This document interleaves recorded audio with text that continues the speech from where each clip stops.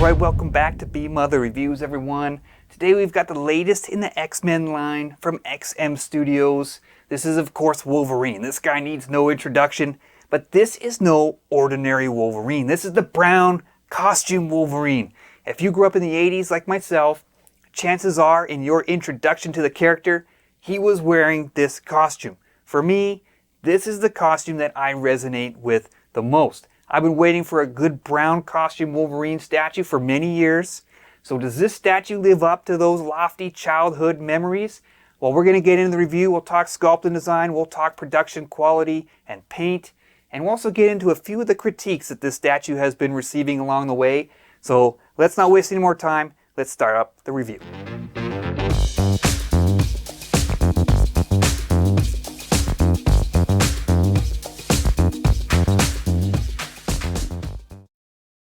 Okay, since his debut back in the mid-70s, an Incredible Hulk. Now, he had a cameo in issue number 180, but 181 is the full appearance. That's the big money book. He's just become incredibly popular since that time. He later on joined the X-Men in Giant Size X-Men number 1, which came out in 1975. And really, from that point on, the rest is history. He's just exploded in popularity across all of pop culture, really. What makes Wolverine so awesome? Well, it's probably easier to count the reasons why he's not awesome, but let's give it a shot. Let's start with the Weapon X program. I mean, the indestructible adamantium lace skeleton inside his body, the razor-sharp claws that can cut through any material known to man. I mean, he's the little ball of hate as well. He'll take on anybody, anywhere, anytime. He's not backing down from anybody. He'll fight the Hulk, he'll fight Juggernaut, he'll fight Sabretooth, Thor, doesn't matter, you name it. He'll fight anybody, anywhere, as I said. And I love that about this guy. I mean, he's got so many great stories, so many great qualities. He's a total badass, too. He's not afraid to use lethal force as needed. So that kind of separates him a little bit from, your typical hero who doesn't kill. Wolverine is a hero, but he's a total badass as well. Incredible character now. He's had a lot of different costumes over the years. He started off with the more traditional yellow and blue with the tiger stripes that we kind of all know as well. But in 1980, he switched over to the brown costume. And it happened in Uncanny X-Men issue 139. And it was done kind of without much fanfare at all. It's just 138, he's got the yellow. 139, he's in the brown. They didn't really say much about it.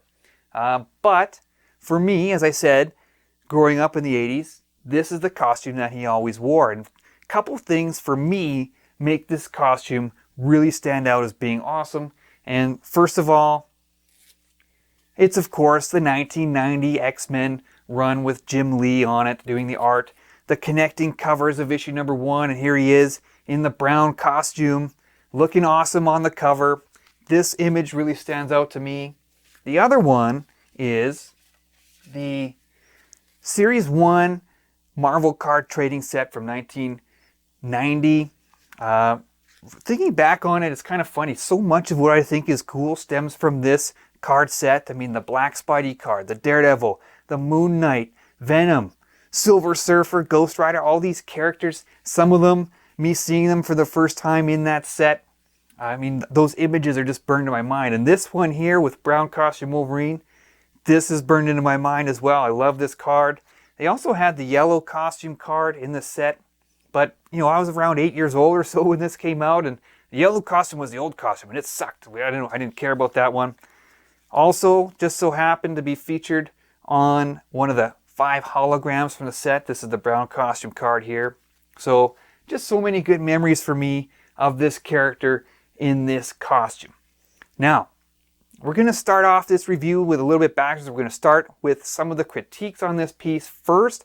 Then we're going to get into the switched outs. Then we'll hit the regular review segments. So let's get started with it right now. Alright, so there are a couple style choices on this statue that a lot of people don't really care for. First of all, you got the metal belt tip and you got the black stripe on the front of the gloves. I'm a fanboy. I'm a collector too. I'm not going to tell you that you should love them because if you hate them, you hate them. I totally understand that. But I'll be honest about these two things. they don't really bother me that much. The belt tip, yeah, I could take it or leave it, but it really, it doesn't look too bad in person. And the black stripe on the gloves, I think, actually echoes the look on the rest of the costume. I mean, you got the black stripe up the front of the boots, then you got the black stripe on the gloves, and then you got the black fins on the mask, and it just kind of brings it all together. So I really don't mind that at all. But again, if you hate it, you hate it. One more thing on this statue that's gonna probably draw a lot of criticism is the claws. Now, the precedent for pretty much all Wolverine statues is to have real metal claws, and these claws are actually chromed ABS, and you get a few extra of each because they are removable from the hands, and we'll talk more about that a bit later. But they're, I would have liked metal claws, definitely. There's no doubt about it. I would prefer metal claws, but these claws don't actually suck. They look really nice. They feel very strong and stiff. They're not flexible plastic. They're not going to bend on you. And the chrome finish actually looks pretty good, and they actually get a little bit of an actual metallic sound when you knock them together like that. Most importantly, I think they look great on the statue. I love the way they come out of the hand. They kind of splay outward and give a little bit bigger, more menacing appearance to them. And I really like the shape of the claw as well, the way they curve down at the tip to this very sharp point at the end. So the claws ultimately look great on the statue, and at the end of the day, that's all you really want on the piece. I would have preferred metal claws, definitely, but they still look pretty good on the piece.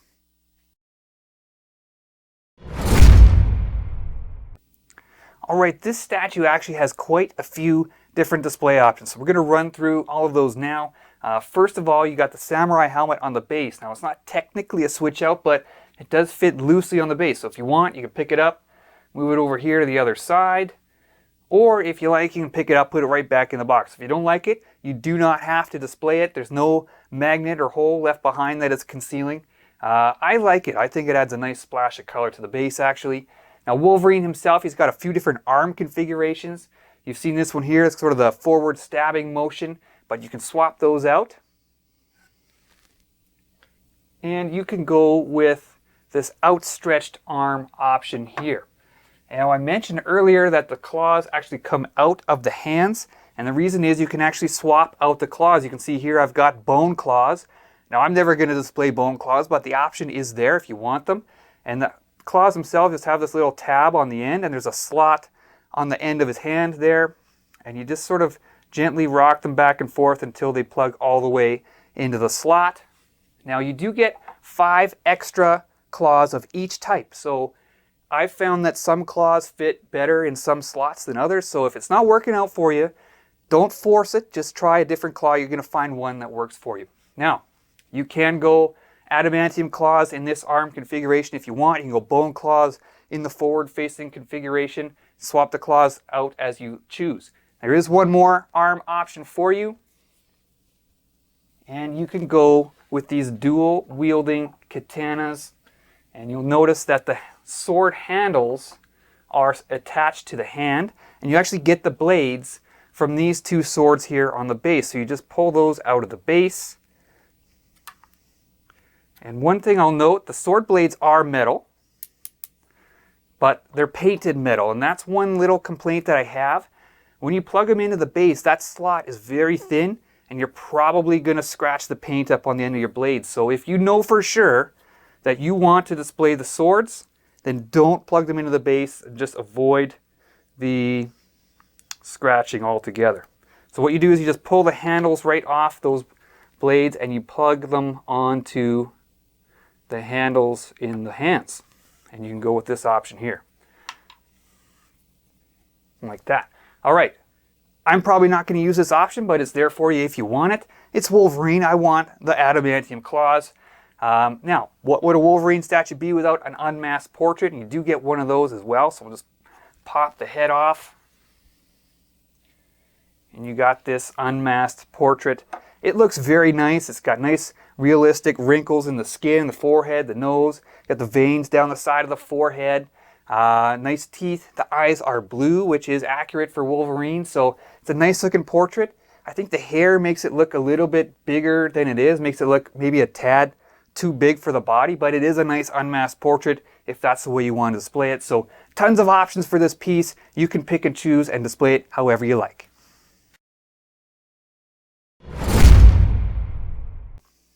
All right, so before we move on here, you'll notice I've switched the metal claws, or the metal looking claws, back to these outstretched arms. And I will note that you do get 5 extra of each type of claw in the box. So just in case something goes wrong, you do have those extra ones. You'll also notice as you're putting them in that some claws fit better into some of the slots than others. So if it's not going well, you can't get it down all the way, don't force it. Just take that one out, try a different claw, and you'll probably find one that fits really well for you. So don't force anything. You definitely don't want to snap off the end inside the slot. All right, sculpt and design. We'll start with the base. I've seen some people ask, why the Japanese theme base? The rest of the X-Men, they're all standing on some part of a sentinel or in the danger room or something like that. Well, Wolverine has a really deep connection to Japan. It really plays a strong part in his history. He had, martial arts training there. He was stranded there in World War II. He got married there. He had a kid there. And notably, one of his most famous stories, his first solo series by Chris Claremont, Frank Miller, was also set in Japan. And that story really heavily influenced the movie The Wolverine as well. So Japan has a really good tie to the character. So I really like that they went this route. And this base looks fantastic. It's got all the traditional Japanese styling. You got these sort of clay shingles here, and they've really got a lot of wear and tear to them. There's a lot of battle damage in there, and it looks great. I love this statue on the back of the base, sort of the traditional kind of koi fish type thing, but it's got this sort of dragon face on it. It looks really cool. I mentioned the samurai helmet. I quite like it, but as I mentioned, you can remove it if you like. So very, very cool base and very fitting for the character, so I like that design there. Wolverine himself looks amazing. I love what the sculptor did for this piece, and it was originally done by Ramel Chopra, and forgive me if I'm saying that wrong, and then some tweaks made to it by the in-house XM art team. And the combined efforts really gave us something awesome. First of all, let's say the hair on the arms is sculpted on, which is 100% better looking than the stenciled hair of the original yellow costume Wolverine that XM put out. Just looks so much better done like that. But the rest of the statue, awesome. I love the anatomy on this guy. He's got great musculature. I like the neck area especially. You can see the sort of the veins popping out of his neck. You can really see he's flexing, ready to attack. I mentioned the portrait before. Very well done portrait. It's one of the better ones, I think, from XM, even though, as I said, I think it might be a little bit big for the body, but it still looks good. The texturing on the suit, the yellow areas or the orangey areas have sort of a ribbed texture to them, and then the brown areas are all leather, and it looks very realistic, very well done. All the stitching in the costume, the seams, you've got the zippers down the back of the boots that look pretty cool. You've got the straps and buckles on the gloves, the belt as well, the stitching on the belt. You got the holes, the belt holsters as well. It's just a really fantastic sculpt. I love what they did. The different arm options seem to integrate seamlessly. It doesn't look, there's no pose that looks awkward on this statue. It's really a fantastic sculpt. You see the boots, you got the soles of the boots are all nicely detailed on the back. There's almost nothing that I can say about this sculpt that I don't like. It just turned out fantastic. All right, well, we're going to move on, talk about the paint. And again, I really don't have anything to complain about here. We'll start with the base. It's mostly kind of a gray stone color, but there's little splashes of color here and there. There's some moss on the roof that's a little bit of a greenish color. You got some gold and some red on the detailed features in there, just to give it a little bit of character. I like the bronze patina here on the fish sculpture at the back. I mentioned the samurai helmet. You get that nice splash of color that you can place anywhere on the base. So really nice job with the base. But I love what they did with the Wolverine costume. The colors they chose really, really look nice. You get the yellowy orange, nice shading there to bring out his muscles in those areas. And the leather looks really good. There's a mixture of the darker and lighter browns to give it this sort of worn, aged, leathery look. Fantastic. Excellent clean lines throughout. I can't find a single speck of paint where it shouldn't be anywhere on this statue. It looks absolutely phenomenal. Skin tones are fairly nice. You got the bluish areas on the veins that give it a little bit of realism. The inside of the mouth is glossy, so he's salivating for a kill. The teeth are painted well. The backs of the arms, they gave it a little bit of a darker shade. Perhaps they could have maybe brought out the hair, the sculpted hair, a little bit better, but again, 100% better than the hair on the previous Wolverine.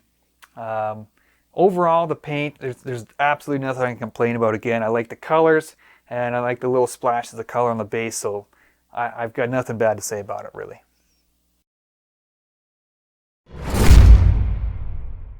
All right, we're going to talk some production quality for this statue. First of all, as always with XM Studios, you get the assembly guide.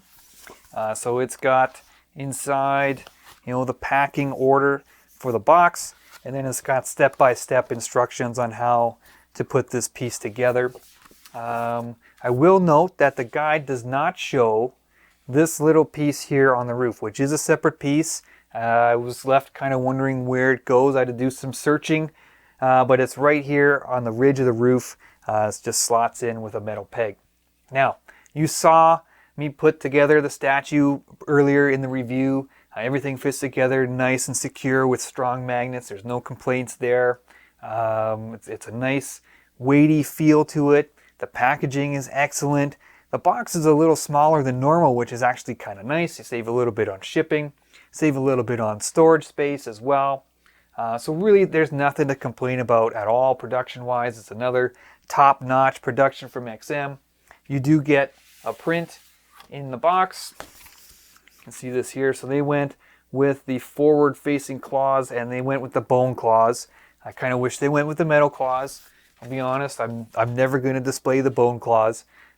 So I don't know why anybody would. I mean, it's the adamantium. That's what makes Wolverine awesome for me, but the option's there if you like it. But again, production quality on this is top-notch all around.